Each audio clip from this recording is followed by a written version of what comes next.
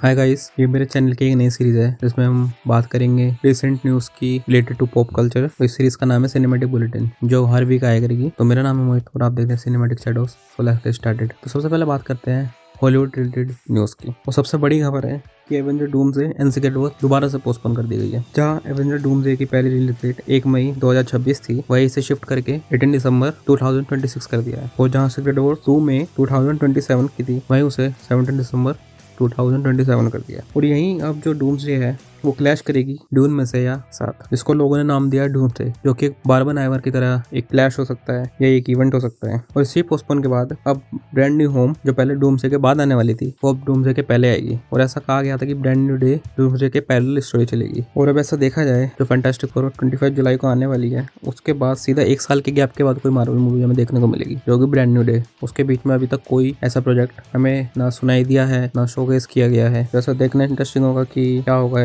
Avenger doomsday.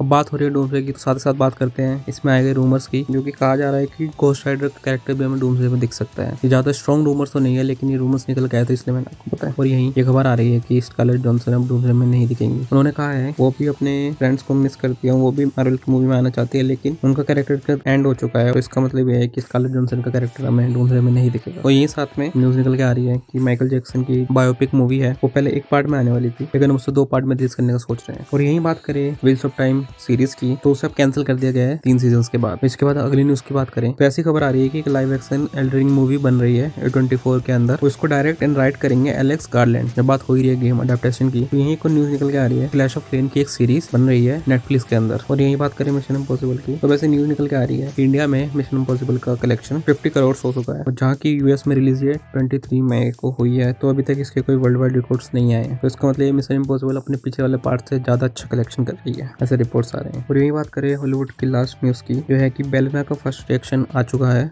और जो कि लोग काफी तारीफ कर रहे हैं इस मूवी की। तो देखना इंटरेस्टिंग होगा बेलेना मूवी जॉन विक के यूनिवर्स को कैसे कंटिन्यू करती है। और यहीं हम अगले सेक्शन में बढ़ते हैं, इसमें होगी बॉलीवुड न्यूज। सबसे पहले बात करते हैं परेश रावल का हेरा फेरी 3 को छोड़ने का, जो कि परेश रावल ने ट्वीट करके खुद कंफर्म किया कि उन्होंने हेरा फेरी 3 को छोड़ने का डिसीजन लिया है। और ये डिसीजन कोई क्रिएटिव डिफरेंस को लेकर नहीं, उन्होंने पर्सनल रीजंस की वजह से बताया। इसी वजह से जो अक्षय कुमार की प्रोडक्शन कंपनी है कैप ऑफ गुड फिल्म्स, उन्होंने 25 करोड़ का केस परेश रावल के खिलाफ कर दिया है। इसमें उन्हें 25 करोड़ रुपए या तो कैप ऑफ गुड फिल्म को देने पड़ेंगे, या उन्हें मूवी में दोबारा से कंटिन्यू करनी पड़ेगी। और यही न्यूज निकल के आ रही है कि परेश रावल को 15 करोड़ के लिए साइन किया गया था इस मूवी में, जिसमें से उन्होंने 11 लाख रुपए ले चुके थे, और बाकी के वो मूवी के रिलीज के 1 मंथ बाद लेने वाले थे। लेकिन वही 11 लाख अब परेश रावल ने वापस कर दिए हैं 15% पर एनम के इंटरेस्ट पे। इसी बात से रिलेटेड लोगों का कहना यह है कि एक पब्लिसिटी स्टंट हो सकता है मूवी के हाइप बढ़ाने के लिए और ज्यादा ऑडियंस अट्रैक्ट करने के लिए। तो देखना इंटरेस्टिंग होगा कि मूवी का आगे क्या होता है। वैसे ही ये मूवी बहुत बार पोस्टपोन हो चुकी है क्रिएटिव डिफरेंस के चलते, तो मूवी की निकलने की बात हो ही रही है। तो अगली न्यूज हमारी दीपिका पादुकोण को लेकर है। क्रिएटर्स ने उन्हें स्पिरिट मूवी से निकाल दिया है, क्योंकि उन कुछ डिमांड थी जो क्रिएटर्स एग्री नहीं कर रहे थे।